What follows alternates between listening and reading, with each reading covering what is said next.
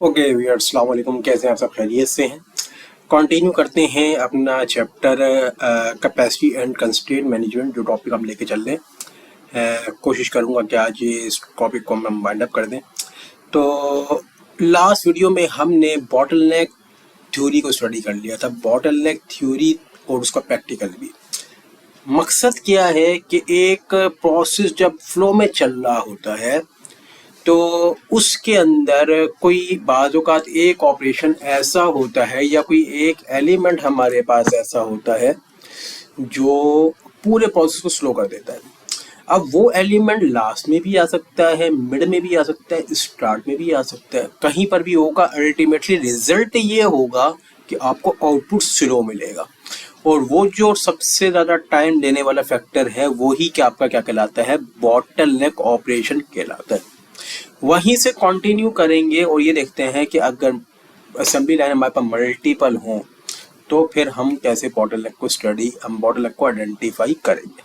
ठीक है जी, तो टॉपिक को कंटिन्यू करते हैं वहीं से ही। इसी स्लाइड पे मैं लास्ट में था। अगर आपने लास्ट वीडियो नहीं देखी तो आप उसको रिव्यू कर सकते हैं, डिस्क्रिप्शन में लिंक इसका मौजूद है। तो इसके अंदर हम ये स्टडी करने की कोशिश कर रहे थे कि जी हमारे पास चार स्टेशन है, एक असेंबली लाइन है जिसके 4 स्टेशन से गुजर के प्रोडक्ट बनती है। ए से प्रोसेस स्टार्ट होता है, डी पे जाके एंड होता है और हर प्रोसेस का अपना अपना एक टाइम है। अब यहाँ पे मैंने टाइम लाइन डिजाइन कर ली। तो अब सबसे ज्यादा टाइम क्या चीज ले रही है? स्टेशन बी जो 4 मिनट ले रहा था, तो रेट ऑफ आउटपुट भी कितना बन रहा है? हर 4 मिनट के बाद 1 यूनिट प्रोड्यूस होकर निकल रहा है। 8:11 पे पहला यूनिट निकला, 8:15 पे दूसरा, 8:19 पे तीसरा। अब ये कैसे कैलकुलेट हुआ, ये चीज मैंने प्रीवियस वीडियो में डिटेल में बताई हुई है। अगर आपने नहीं देखी वीडियो तो आप उसको जाके स्टडी कर सकते हैं। अब सवाल यहाँ पर ये बनता है, इसको कैसे मैनेज किया जाए? अगर ये टाइम 4 मिनट ज़्यादा है अगर ऑपरेशन मैनेजर अगर आप इसको देख रहे हैं तो इसको रिड्यूस कैसे किया जाए? तो आपके जहन में बिल्कुल एक बात आ रही होगी कि भाई स्टेशन बी का टाइम रिड्यूस करना पड़ेगा, अदरवाइज कोई भी ऑप्शन नहीं है, क्योंकि बाकी सबके टाइम भी अगर 1 मिनट भी कर देना तो साइकिल टाइम तो रिड्यूस हो जाएगा, लेकिन रेट ऑफ आउटपुट कभी भी नहीं बढ़ेगा। फिर भी हर 4 मिनट के बाद ही आपको 1 यूनिट ड्राइव होकर स्टेशन डी से मिल रहा होगा। अगर आपको नहीं यकीन आता आप करके देख लें, बाकी सबका टाइम 1 मिनट करके देख लें, स्टेशन बी को 4 मिनट पे छोड़ दें, रेट ऑफ आउटपुट 4 मिनट रहेगा। क्योंकि बॉटलनेक कहीं भी आ सकता है ना, मैंने आपको बताया बॉटलनेक स्टार्ट में, मिड में, एंड में कहीं पर भी आएगा। एंड रिजल्ट को वो क्या करेगा? स्लो करेगा। लेकिन अब सवाल ये है कि सर मसला तो आइडेंटिफाई कर लिया हमने कि स्टेशन बी पे इशू है, अब सॉल्व कैसे करें जी इसको? अब यहाँ पर अब आपके जहन में आ रहा होगा कि स्टेशन बी पे रिसोर्सेज एलोकेट करने की ज़रूरत है। वहाँ पे लेबल लगा दें एक्स्ट्रा कि वो 4 मिनट 3 मिनट पे आ जाए या 2 मिनट पे आ जाए, ठीक है जी। या फिर इस कुछ और एलिमेंट करके या फिर मशीनरी एलोकेट कर दें हम, ताकि आपका जो टाइम है ड्यूरेशन बी का वो कम हो जाए। लेकिन बाज़ औक़ात ऐसा पॉसिबल नहीं होता। स्टेशन बी पे एक बंदा काम कर रहा है, उस बंदे की कैपेसिटी ही 4 मिनट है। अब उस बंदे को बोले भाई तुम 4 मिनट ज़्यादा टाइम ले रहे हो, वो बंदा बोलता है कि सर जी बात सारी ये है कि आपने मुझे 2 SOPs दी हुई हैं, जो काम आपने मुझे दिया हुआ है उसमें बड़ी मुश्किल से 4 मिनट के अंदर 1 यूनिट परफॉर्म होता है, तो ये जो है 4 मिनट से कम में नहीं हो सकता।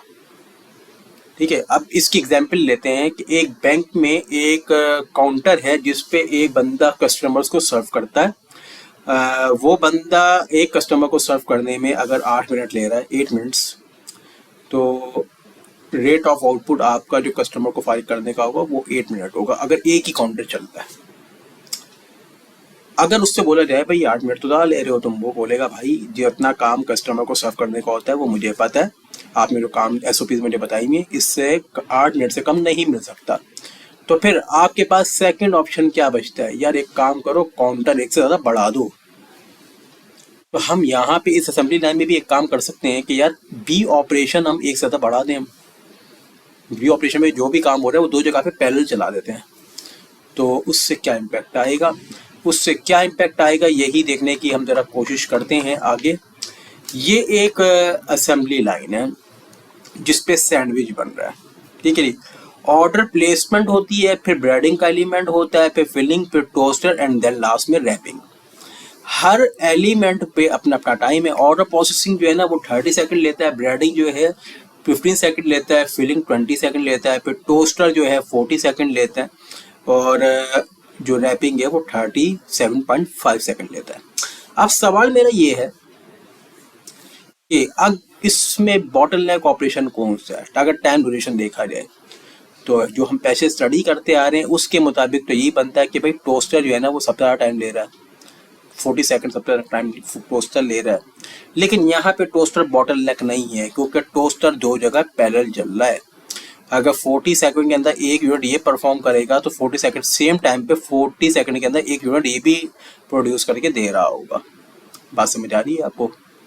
इसी तरीके से फिलिंग भी दो जगह चल रही है, ब्रेडिंग भी दो जगह पैरेलल चल रही है। इसको कहते हैं पैरेलल असेंबली लाइन। ऊपर वाली फर्स्ट असेंबली लाइन है, नीचे वाली पैरेलल असेंबली लाइन, नीचे वाली इसकी सेकंड असेंबली लाइन है जो कि उसके पैरेलल चल रही है। दोनों जगह पे एक साथ काम हो रहा है। अब ऑर्डर प्लेस होने के बाद आगे जो ऑर्डर है दो जगहों पर डिस्ट्रीब्यूट होता है और दो जगहों से डिस्ट्रीब्यूट होता है टोस्टर तक पहुंचता है। टोस्टर तक पहुंचने के बाद रैपिंग पे जाके मर्ज हो जाता है दोबारा। ये एक असेंबली लाइन चल रही है। अच्छा जी, अगर इसका टाइम ड्यूरेशन देखा जाए तो ऑर्डर प्लेसमेंट में 30 सेकंड लग रहे हैं। अब ब्रेडिंग पे अगर देखा जाए तो दो जगह पे क्योंकि लगातार ब्रेडिंग हो रही है तो 15 सेकंड के अंदर एक यूनिट ये प्रोड्यूस करेगा, 15 सेकंड के अंदर एक यूनिट ये भी प्रोड्यूस करेगा। तो एवरेजली एक यूनिट 7.5 सेकंड के अंदर प्रोड्यूस होगा। इसी तरीके से ये एवरेज हो गया 10 सेकंड हो जाएगा और ये एवरेज हो गया 20 सेकंड हो जाएगा। ठीक है, तो टोस्टर का एवरेज टाइम कितना हो जाएगा? 20 सेकंड। अब अगर देखा जाए तो भाई फिर इसके अंदर बॉटलनेक ऑपरेशन कौन सा है जी? कौन सा है? 37.5 सेकंड, जो कि हमारा सबसे ज़्यादा टाइम लेने वाला एलिमेंट है। ठीक है जी। तो अब इसके अंदर जो यानी कि सिस्टम टाइम होगा, यानी कि जो बॉटलनेक टाइम है वो 37.5 सेकंड है। रैपिंग के ऊपर सबसे ज़्यादा टाइम लगेगा इस पूरी असेंबली लाइन के अंदर। अगर दो असेंबली लाइन एक साथ काम कर रही हैं तो रैपिंग पे सबसे ज़्यादा टाइम लग रहा है। ठीक है जी। अब इसके अंदर सवाल ये है कि भाई सिस्टम टाइम तो हमारा जो है हमारा 37.5 सेकंड है। तो लेकिन हमारे पास इसका जो साइकिल टाइम है वो कितना होगा? साइकिल टाइम किसको कहते हैं? या थ्रूपुट टाइम। तमाम ऑपरेशंस के असेंबली लाइन को ऐड कर लिया जाए। ठीक है, तो ऐड करते हैं जी। 30 प्लस 15 45 और प्लस 20 55 65 प्लस 40 105 प्लस 37, ये अप्रॉक्स हो गया 140.5 सेकंड हो गया तकरीबन ये। तो अगर इसको मैं आपका जो है देखा जाए इसके अंदर के तमाम असेंबली लाइन को अगर ऐड कर लिया जाए तो 30 प्लस 15 प्लस 20 प्लस 40 प्लस 37.5, तो ये बन रहा है 142.5 बन रहा है। ये अगर एक असेंबली लाइन को हम ऐड करते हैं, ऑर्डर या इसका टाइम ऐड कर लें या फिर इसका टाइम ऐड कर लें, किसी एक असेंबली लाइन का टाइम ऐड कर लें, तो ये हमारे पास जो आंसर आ रहा है वो बनता है 142.5 सेकंड्स। ठीक है, तो अब बात सारी ये है कि अगर साइकिल टाइम हमने निकालना है तो किसी एक असेंबली लाइन के टाइम को हम क्या करेंगे? ऐड करेंगे। इसकी वजह क्या है? इसकी वजह आपको थोड़ा सा समझना पड़ेगा। टेक्निकल पॉइंट है यहाँ पर। टेक्निकल पॉइंट ये है कि सर अगर पहला ऑर्डर प्लेस हुआ, ऑर्डर पे यहाँ पे इससे पहला ऑर्डर प्रोसेस किया, इसको ऑर्डर नंबर दे दिया 001 मिसाल के तौर पर, इसने ऑर्डर डाला पहली वाली असेंबली लाइन पे है। अब ये ऑर्डर यहाँ तक पहुँचने में कितना टाइम लगेगा भाई? 144.5 सेकंड। ठीक है जी। दूसरा ऑर्डर प्लेस हुआ यहाँ से, वो इस असेंबली में डाल दिया, इसको भी यहाँ तक पहुँचने में कितना टाइम लगेगा? 44.5 सेकंड। तो सर जी एक ऑर्डर को प्रोसेस होने में वही टाइम लग रहा है, लेकिन दो ऑर्डर एक साथ चल रहे हैं तो रेट ऑफ आउटपुट बढ़ गया आपका। इसकी एग्जांपल वही देता हूँ कि मिसाल के तौर पे एक बैंक है, उसके अंदर एक काउंटर चल रहा है। जरा समझिएगा इस बात को। एक बैंक है ना, उसके अंदर एक काउंटर चल रहा है, एक एंट्रेंस के दरवाजे से कस्टमर एंटर होता है, काउंटर पे जाता है, सर्व होता है और उसके बाद एग्जिट के दरवाजे से वो बाहर निकल जाता है। जब एंट्रेंस के दरवाजे से वो एंटर हुआ तो उसने काउंटर पे गया, वो काउंटर वाले ने उसको सर्व करने में 8 मिनट लिए और फिर वो सर्व होने के बाद एग्जिट वाले गेट से बाहर निकले। उसके बाद दूसरा कस्टमर आया, वो 8 मिनट में सर्व हुआ, एग्जिट वाले दरवाजे से बाहर निकल गया। तो रेट ऑफ आउटपुट एग्जिट वाले गेट पे कितना होगा? 8 मिनट पर कस्टमर, यानी कि हर 8 मिनट के बाद एक कस्टमर एग्जिट हो रहा होगा फैसिलिटी से। ऑर्गेनाइजेशन बोलती है यार पीछे लाइन लग रही है, 8 मिनट तो ज़्यादा है।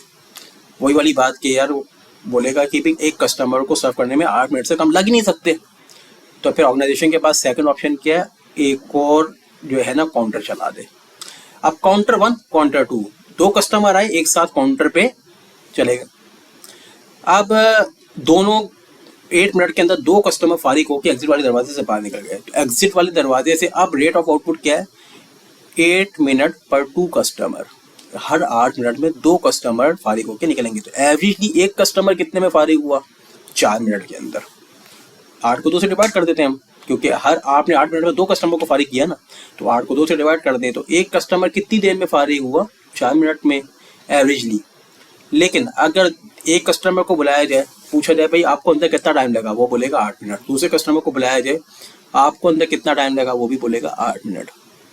तो साइकिल टाइम रिड्यूस नहीं हुआ, सिस्टम टाइम क्या हो गया आपका? रिड्यूस हो गया।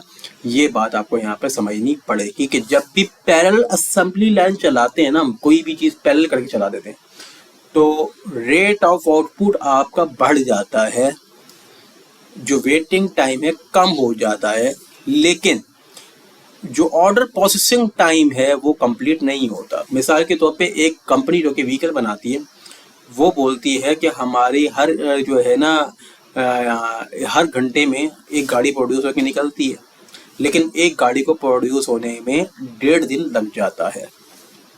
अब बोले यार अभी बोल रहा था एक गाड़ी को प्रोड्यूस हर 1 घंटे में गाड़ी प्रोड्यूस होकर लगती है, लेकिन एक गाड़ी को पूरा प्रोसेस करने में 1.5 दिन लग जाता है। तो ये दोनों बातें कॉन्फ्लिक्टिंग है। सही, कॉन्फ्लिक्टिंग नहीं है। हर 1 घंटे में गाड़ी तो प्रोड्यूस होकर निकल रही है, लेकिन जब एक गाड़ी स्टार्ट हुई थी उसको कंप्लीट होने में 1.5 दिन लगेगा, क्योंकि पैरेलल असेंबली लाइंस चल रही थी आपके पास। तो ये एक इशू है हमारे पास कि जब भी हम पैरेलल असेंबली लाइन चलाते हैं 2 फैक्टर होते हैं, कॉस्ट इंक्रीज होती है प्लस रेट ऑफ आउटपुट आपका बढ़ जाता है, और लेकिन ऑर्डर प्रोसेसिंग टाइम आपका रिड्यूस नहीं होता। तो इसलिए बेस्ट सोल्यूशन तो ये है कि सर जी आप ये करें कि अगर आपके पास ऐसी सिचुएशन है तो आप बॉटलनेक का टाइम रिड्यूस करने की कोशिश करें। नहीं हो सकता तो एक और ऑपरेशन ऐड कर दें, अगर उससे ये होगा कि भाई आपका बॉटलनेक आपका रिड्यूस हो जाएगा। ठीक है जी।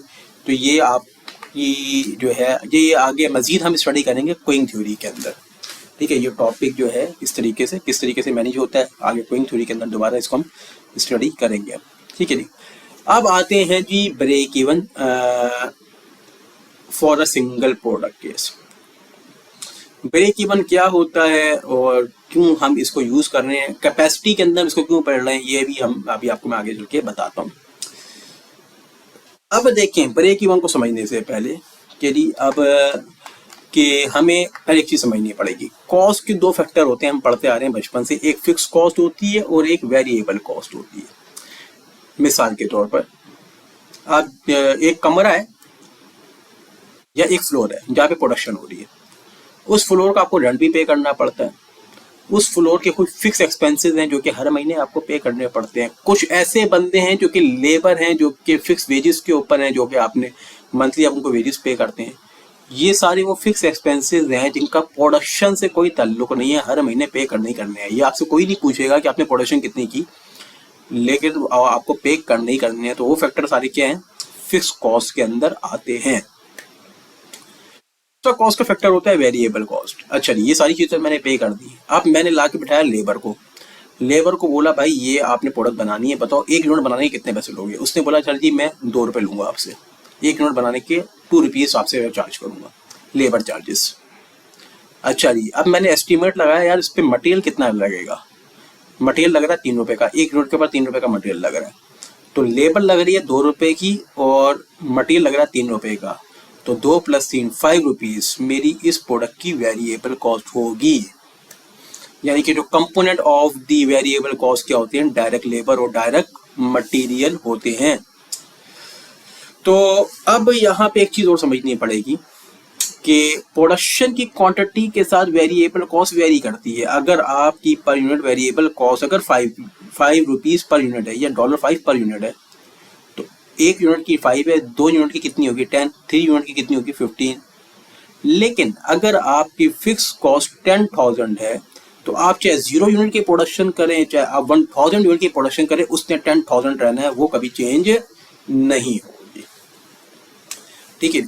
तो अब यहाँ पर एक सूरत ये समझनी पड़ेगी कि ब्रेक इवन का भी यहाँ पे क्या रोल है, ज़रा इसको समझने की हम कोशिश करते हैं। को कैलकुलेट कैसे होता है ये भी हम ज़रा देखने की कोशिश करते हैं। अब यहाँ पे सिचुएशन ये है कि एक कंपनी है जो कि अपनी डिटरमाइन करना चाहती कैपेसिटी और facility must to achieve a profitability, और ये चाहना चाह रहा है कि यार फैसिलिटी क्या करे, कम से कम प्रॉफिटेबिलिटी को अचीव करे। ठीक है जी। तो और ऑब्जेक्टिव किस तरीके से अचीव करना चाहिए कि हमें कम से कम ब्रेक इवन पता चल जाए। ठीक है जी। तो अब उसने ये बोला है कि उसकी जो फिक्स कॉस्ट है जिस प्लांट पे वो चला रहा है वो 10,000 है, और जो लेबर को वो पे कर रहा है $1.5, और जो मटेरियल लग रहा है वो 0.75 1 यूनिट के ऊपर, और फिर जो प्रोडक्ट बन जाती है तो वो सेल होती है $4 के अंदर। अब देखें यहाँ पे सिचुएशन क्या है, एक प्रोडक्शन फ्लोर है, उस प्रोडक्शन फ्लोर के तमाम एक्सपेंसेस और फिक्स एक्सपेंसेस आ रहे हैं $10,000 पर मंथ। ठीक है जी। दिस पीरियड, ये पीरियड अब ईयर के हिसाब से भी हो सकता है, मंथ के हिसाब से भी होता है, ये मेंशन नहीं किया इसने, तो पीरियड लिखा हुआ है। एक पीरियड के अंदर जो फिक्स कॉस्ट आ रही है वो कितनी आ रही है 10,000।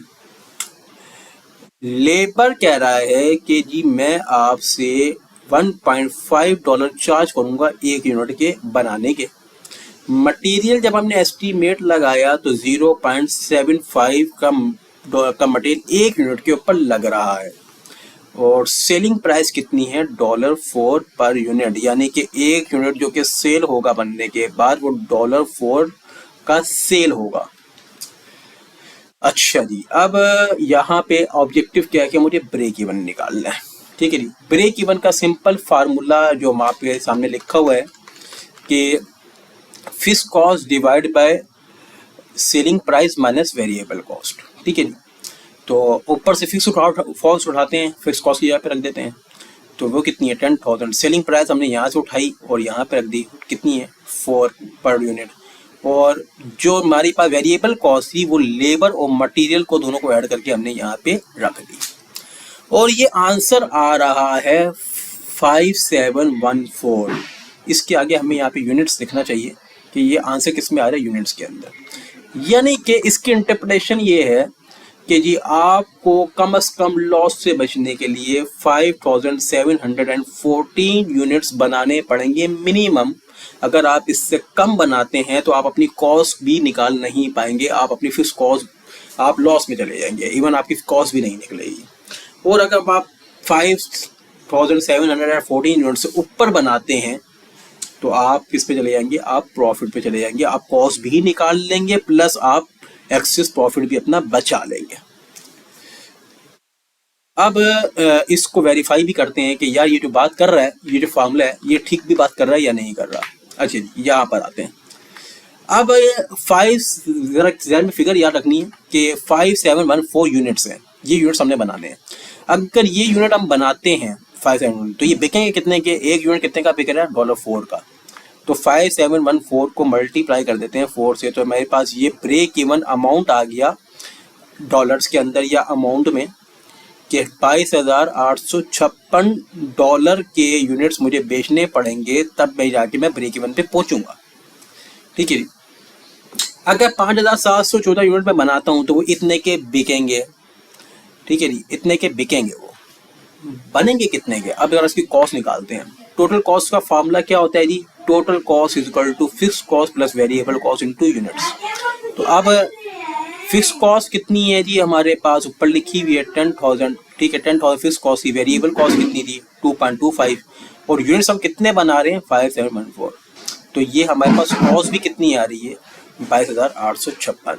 तो भाई टोटल कॉस्ट किसके बराबर हो गई, टोटल रेवेन्यू के। जितने का बना रहे हो उतने का सेल कर रहे हो, तो ना तो प्रॉफिट हो रहा है ना लॉस हो रहा है। तो जब no profit and no loss की बात होगी तो this figure will be the called the break even.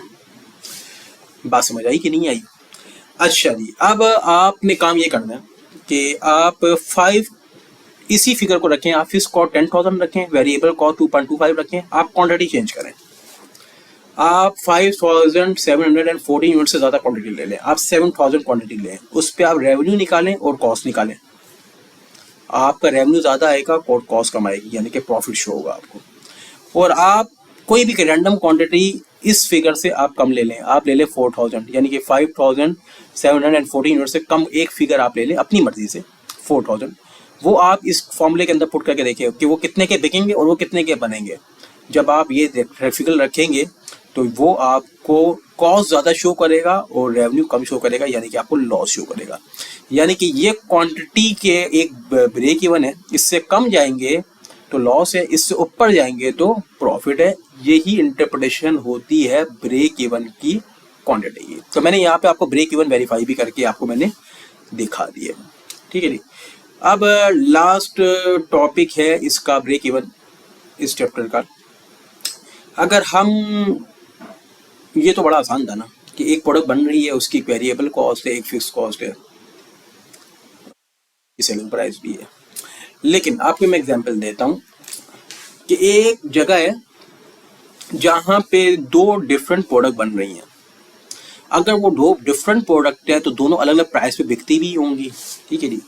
2 अलग अलग प्राइस पे बिकती भी होंगी, 2 अलग अलग प्राइस पे वो बनती भी होंगी, 2 अलग अलग कॉस्ट पे बनती भी होंगी। अगर ऐसी सूरत हाल में ब्रेक इवन निकाला जाए तो कैसे निकलेगा? सिचुएशन अब ये बन रही है कि सर जी 2 प्रोडक्ट बनाता हूँ मैं, लेकिन एक ही जगह पे बना रहा हूँ। एक ही जगह पे जाकर बन रही हैं तो दोनों का मटेरियल कॉस्ट चेंज हो जाएगी क्योंकि अलग अलग प्रोडक्ट हैं। दोनों की लेबर कॉस्ट भी चेंज हो जाएगी क्योंकि नेचर ऑफ प्रोडक्ट अलग है। दोनों की प्राइस भी अलग है, मार्केट में अलग अलग प्राइस पे बिकती है वो। लेकिन दोनों क्योंकि बनती एक ही जगह पर है, लिहाजा दोनों की फिक्स कॉस्ट सेम है। फंस गए जी, अब क्या करें? अब कैसे ब्रेक इवन निकालें? तो ऐसी सूरत हाल में हम जो अप्रोच यूज करते हैं उसको हम कहते हैं break even for the multiple product case. Multiple product case का ब्रेक इवन हम निकालेंगे हम ऐसी सूरत हाल के अंदर। तो ब्रेक इवन निकालेंगे हम मल्टीपल प्रोडक्ट केस का, ये हमारे पास फॉर्मूला है, ठीक है जी। और ये हमारे पास पूरा फॉर्मूला है, ये अभी मैं आपको बताता हूँ। अच्छा जी, ब्रेक इवन निकालने के लिए मल्टीपल प्रोडक्ट केस का हमें क्या क्या चीज़ें पता होनी चाहिए, मैं आपको बता दूं। अगर आपके पास 3 प्रोडक्ट हैं तो तीनों प्रोडक्ट की अलग अलग वेरिएबल कॉस्ट होनी चाहिए आपके पास। तीनों प्रोडक्ट की अलग अलग आपके पास सेलिंग प्राइस होनी चाहिए, ठीक है। आपको फिक्स कॉस्ट जो कि सिंगल है पूरे प्लांट की वो आपको पता होनी चाहिए। और one addition, the forecasted sales of the each product, ये आपको मालूम होनी चाहिए। इन सारी चीज़ों को मर्ज करके हम वेटेड कंट्रीब्यूशन निकालते हैं ईच प्रोडक्ट का। फिर हम उसके थ्रू हम क्या निकालते हैं, हम अपनी फोरकास्टेड सेल्स निकालते हैं। देखते हैं जी ये काम होता कैसे। एग्जाम्पल है हमारे पास, ये एक क्वेश्चन है। एक कंपनी है जो कि 3 डिफरेंट टाइप के ना वो प्रोडक्ट बनाती है, सैंडविच है, ड्रिंक्स है और बेक पोटैटो है। तीनों की आगे सेलिंग प्राइस गिवन है, ठीक है, इतनी इतनी इसकी प्राइस है, सॉरी इतनी इतनी फोरकास्टेड सेल्स है और ये प्राइस है इसकी, और ये वेरिएबल कॉस्ट है। यानी कि सैंडविच जो है इसके ऊपर लेबर और मटेरियल लग रहा है $3 का, ड्रिंक्स के ऊपर जो है 0.5 का लग रहा है और बैक पोटैटो के ऊपर $1 का लग रहा है। ये कॉस्ट पर यूनिट दी हुई है, ये प्राइस पर यूनिट दी हुई है और ये एनुअल फोरकास्टेड सेल्स यूनिट्स के अंदर हमें दी हुई है। अब हमें क्या करना है, ऑब्जेक्टिव ये है कि हमें इसका फोरकास्टेड सेल निकालनी है। और हमें ऊपर एक और चीज़ बता रहा है कि फिक्स कॉस्ट है हमारे पास $3,000 पर मंथ। अच्छा, एक और चीज़ यहाँ पे समझ लें कि अगर फिक्स कॉस्ट के आगे वो पर मंथ लिख देता है तो जो भी ब्रेक इवन निकलेगा वो पर मंथ में निकलेगा। अगर वो पर ईयर में अगर आप निकालना चाहते हैं तो आप उसको 12 से क्या करेंगे, मल्टीप्लाई करेंगे, ठीक है। चाहे वो सिंगल प्रोडक्ट हो या ये मल्टीपल प्रोडक्ट हो। तो ये हमें समझना पड़ेगा। अब इसका जरा सोल्यूशन देखते हैं, सोल्यूशन कैसे होगा। ओके जी, सोल्यूशन आ गया हमारे सामने। अब इसके अंदर शुरू के 4 कॉलम में जो डेटा है, यानी कि सैंडविच आइटम लिखे हुए हैं, फोरकास्टेड सेल हमें गिवन थी, सेलिंग प्राइस गिवन थी, वेरिएबल कॉस्ट हमें गिवन थी। अगले कॉलम में हमने क्या करना है, v divided by P, variable cost को प्राइस से डिवाइड कर देना है आपने, ठीक है जी। 3 डिवाइड बाई 5 0.6, 0.5 डिवाइड बाई 1.5, तो ये आपके पास आ गया 1 डिवाइड बाई 2, और ये हमारे पास 0.5, ठीक है जी। ये आ गया हमारे पास v डिवाइड बाई पी। इसके बाद हम कंट्रीब्यूशन निकालते हैं। 1 में से इन तमाम वैल्यूज को माइनस कर देते हैं। 1 माइनस 0.6 तो हमारे पास 0.4 आ गया। 1 माइनस 0.33 0.67 आ गया। 1 माइनस 0.5 तो हमारे पास 0.5 आ गया, ठीक है। ये हमारे पास छठा कॉलम। 7वें कॉलम में हम एनुअल फोरकास्टेड सेल्स निकाल रहे हैं डॉलर्स के अंदर। ये जो फोरकास्टेड सेल हमें गिवन थी, ये हमारे पास 9000 ये यूनिट्स हैं, कितने यूनिट्स की डिमांड है। ये डॉलर में कन्वर्ट कैसे होगी, मैं इसको मल्टीप्लाई कर दूंगा इसकी सेलिंग प्राइस से, यानी कि 9,000 को मैं मल्टीप्लाई कर दूंगा 5 से। तो 9,000 यूनिट्स हैं, एक यूनिट अगर $5 का बिकता है तो 9,000 यूनिट कितने के बिकेंगे, 45,000 के। 9,000 को अगर मैं मल्टीप्लाई कर दूं 1.5 से तो ये 13,500 आ गया। 7,000 को अगर मैं 2 से मल्टीप्लाई कर दूं तो ये 14,000 आ गया। तो टोटल फोरकास्टेड सेल जो कि तीनों प्रोडक्ट की मिला के बन रही है मेरे पास 72,500 बन रही है। अच्छा जी, अब हमने क्या निकालना है, percentage of sales. Total sales कितनी है मेरी, 72,500। इसमें से सैंडविच कितना सेल हो रहा है, 45,000।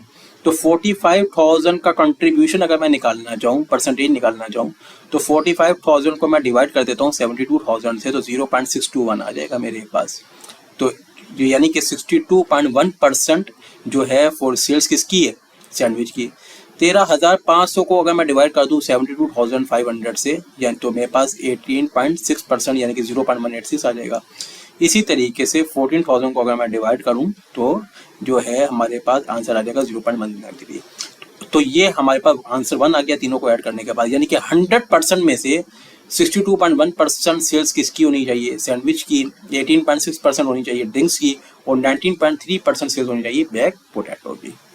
अच्छा जी, अब क्या करना है, कॉलम वेटेड कंट्रीब्यूशन हमने निकालना है लास्ट कॉलम में, यानी कि हमने कॉलम 6 और कॉलम 8 को हम क्या करेंगे, मल्टीप्लाई, यानी कि 1 minus V divide by P और multiply by weighted contribution percentage of sales को हमने मल्टीप्लाई कर दिया, तो हमारे पास ये 3 वैल्यूज आ गई और सबको सम कर लिया, तो सम ऑफ वेटेड कंट्रीब्यूशन आ गया मेरे पास 0.7, ठीक है जी। तो हमने बेसिकली जो पूरा प्रोसेस हमने किया है ना, इसके अंदर हमारा ऑब्जेक्टिव ये था कि हम सम ऑफ वेटेड कंट्रीब्यूशन को हम निकाल सकें। अच्छा जी, अब क्वेश्चन हमारे पास सॉल्व हो गया। अब सिंपली फॉर्मूला हमारे पास ये है कि हम फिक्स कॉस्ट को डिवाइड कर देते हैं सम ऑफ वेटेड कंट्रीब्यूशन से। तो सम ऑफ वेटेड कंट्रीब्यूशन कितना निकाला आपने जी, 4.7। फिक्स कॉस्ट कितनी थी हमारे पास, 3,000 थी पर मंथ थी, हमने पर ईयर निकालना है, तो हमने इसको पहले क्या किया, 12 से मल्टीप्लाई कर लिया और डिवाइड कर दिया किससे, 0.76 से, 0.76। ये आ गया हमारे पास 76,596। ये हमेशा जो फिगर आएगी हमेशा अमाउंट में आएगी, इसलिए यहाँ पे डॉलर का साइन लगा हुआ है, ये बात आपने समझनी है। अच्छा जी, अब सवाल यहाँ पे बनता है कि ये वैल्यू हमें क्या बता रही है, यानी कि तीनों प्रोडक्ट की कंबाइंड सेल्स कितनी होनी चाहिए भाई, 76,596 होनी चाहिए, ठीक है। लेकिन मसला यहाँ पे एक अभी हम जगह पे हम फंसे हुए हैं, एक जगह फंस गए हम यहाँ पर। हमारी पूरी फोरकास्टेड सेल्स कितनी थी, 72,500 थी, और हमारा ब्रेक इवन कितना आ रहा है, वो ब्रेक इवन कह रहा है कि यार आपने 76,596 यूनिट की सेल्स आपने करनी है, लेकिन टोटल फोरकास्टेड सेल्स कितनी आ रही है, 72,400। अगर ये फिगर दुरुस्त है तो हम तो लॉस कर देंगे, क्योंकि हमारी 76,596 की डिमांड ही नहीं है। तो अब यहाँ पर हम अपनी सेल्स को लॉस कर देंगे, यानी कि हम लॉस में चले जाएंगे। हमें मिनिमम कितना सेल करना है, 76,596, लेकिन हमारी फोरकास्टेड सेल्स कितनी है, 72,500। ये स्टेटमेंट नीचे लिखी हुई है कि अगर हम, अब इसका मतलब ये है कि हमें अपनी सेल्स को इम्प्रूव करने की ज़रूरत है, फोरकास्टेड सेल्स को इम्प्रूव करने की ज़रूरत है। सिंगल प्रोडक्ट केस के अंदर जब हमने ब्रेक इवन निकाला था तो वो 5714 का फिगर हमें ये बता रहा था, मैं वापस चला जाता हूँ स्लाइड्स पे, ये जो 5714 का हमने फिगर निकाला था ये बता रहा था कि इतनी मिनिमम सेल आपने करनी है इस प्रोडक्ट की जो कि सिंगल प्रोडक्ट है, इससे कम करेंगे तो आप लॉस पे चले जाएंगे। अब यहाँ पे आपका काम ये बनता है कि आप कंपेयर कर लें कि आपकी टोटल फोरकास्टेड सेल इतनी है भी या नहीं। अगर वो इतनी है तो चलो आप ठीक है, आप प्रॉफिट में चले जाएंगे। अगर इतनी नहीं है तो इसका मतलब है कि आप लॉस पे जाएंगे, क्योंकि आपको मिनिमम इतना प्रोड्यूस करना है। इतना प्रोड्यूस सिर्फ करना नहीं है, इतना प्रोड्यूस करके सेल भी तो करना है। तो सेल करेंगे तो रेवेन्यू आएगा ना, तो सेल करना है तो आप फिर कम का कम आप ब्रेक इवन पे पहुंचेंगे। तो कोई भी फैसिलिटी इन्वेस्टमेंट करने से पहले फोरकास्टेड सेल्स को कंपेयर कर लें प्रोडक्शन की ब्रेक इवन क्वांटिटी से।